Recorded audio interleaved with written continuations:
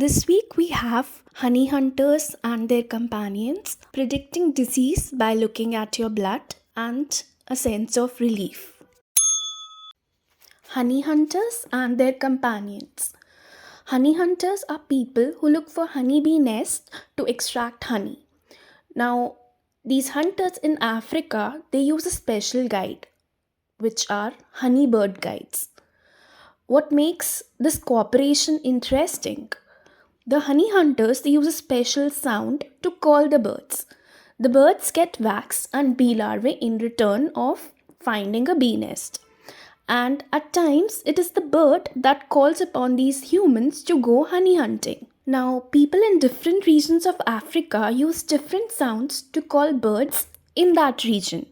What makes it unique is that the birds are genetically same in different regions, but they still are able to recognize these different sounds. Now, this particular study was carried out by researchers of Cambridge University, and they say that the cultural practices of these birds and honey hunters are affecting each other. That is, the sounds that are being used by hunters are passed on from generation to generation. But if it's the same for the honey guide birds, that we still need to explore.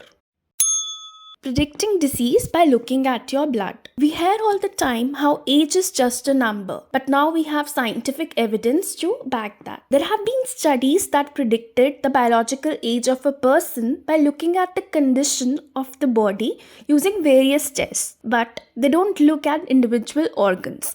Now, the existing tests for various organs tell us about the status of a disease condition. But what if we get to know in advance that one of our organs is at risk of developing a disease?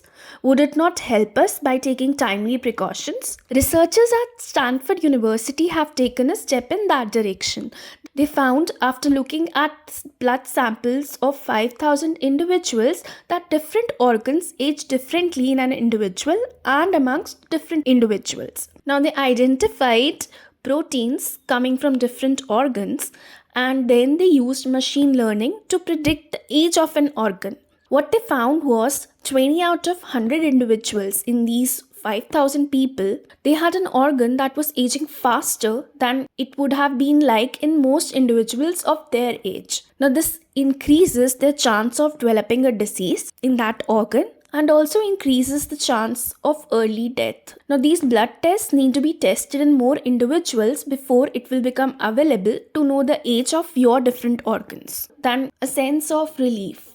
Do you remember feeling a sense of relief after that stressful interview or after coming out of the examination hall? Although we still don't know why it happens, but the researchers at Zhejiang University, China, have found an important application for this behavior. The feeling of relief is seen because the reward centers in the brain become activated as the stress ends. Now, the researchers show that this feeling of relief after stress, it helps in preventing depression. They tested depressed mice by giving them stress like a food shock or by keeping them immobile, and then they gave them a reward like a chocolate.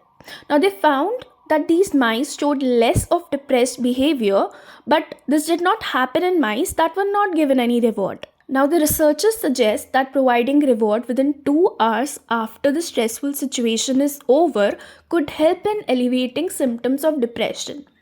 So, now we know why that ice cream, chocolate, or shopping after a stressful situation feels so good.